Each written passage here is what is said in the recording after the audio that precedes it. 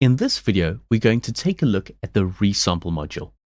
Now, often you need to make some deliverables to a client and you're working with your audio in a specific sample rate, and you need to resample these to a new sample rate. This is where this resample module is very handy, as it allows you to resample your audio down using proper tools for the conversion. I know sometimes in your DAW or some other software, you just choose a new sample rate, but this gets into more detail with a filter that allows you to get the best results from your downsampling or upsampling. So when you resample, you need to use a low-pass filter.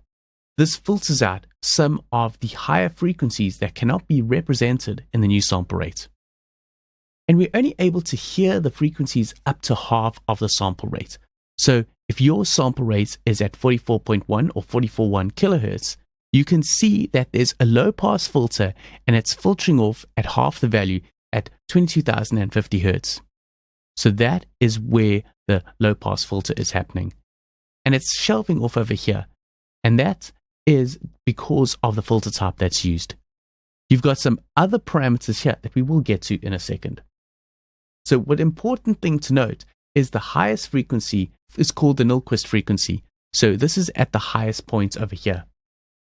And if you don't filter out those higher frequencies that are not in the range, then they're going to be shifted down, and this is going to cause aliasing or distortion in the downsampled audio. Now that's why we need to use a resampling tool like this with a low-pass filter. So now we can move over onto the filter and see what these other parameters are. So with this audio, mine is at 48 kilohertz, and I want to sample it down to 44.1 kilohertz. When you get to this sample rate, you can see this is the ideal filter slope. So ideal is what's in white, and ideal would be a sharp, straight, steep curve like this.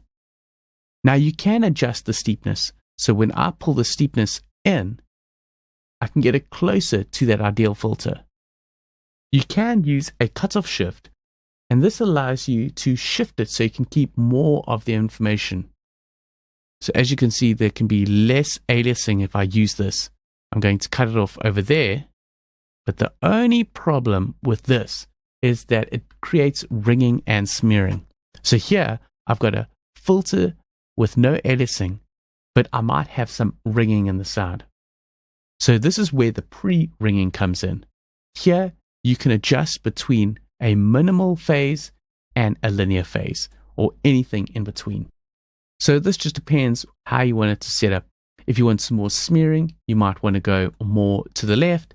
If you push it more to the right, you're going to have less smearing, but you might have some ringing in the downsample. The best will be to render them out and test what it sounds like. And then sometimes using a filter in resampling can change the peak level. So you can choose to use a post limiter. So it's making sure that nothing goes above the 0 dB and causes any clipping. So let's just shift some things around and then render it out, and you can see what happens. So I'm just going to shift this cutoff filter closer so there's minimal aliasing. I'm going down to 44.1 kilohertz. I'm happy with the steepness, and I want to smear it a bit, so I'm going to put it to the minimal phasing side over here on the left and enable the post limiter. Then I'm going to render this out. Now I've rendered that out, but you can see in the bottom here that it has been downsampled to 44.1 kilohertz. One more important thing that I want to show you. I'm just going to undo that. If you go to the sample rates, you can see I can change down to a lower one, and it's showing where the filter is at half the value of the frequency. The same with the lowest point over there. But if I go up to 48 kilohertz, it says no sampling. That means I don't need to downsample because I'm already in that sample rate. I can also upsample. And with that, you'll go through the same steps by setting up the filter steepness, the cutoff shift, and where you want the pre-ringing to be. But like I said, I want mine to be at 44.1 kilohertz. I'm happy with everything that's set up here, and then I can render this out and save it as my new resampled audio file. Now let's check out some other modules.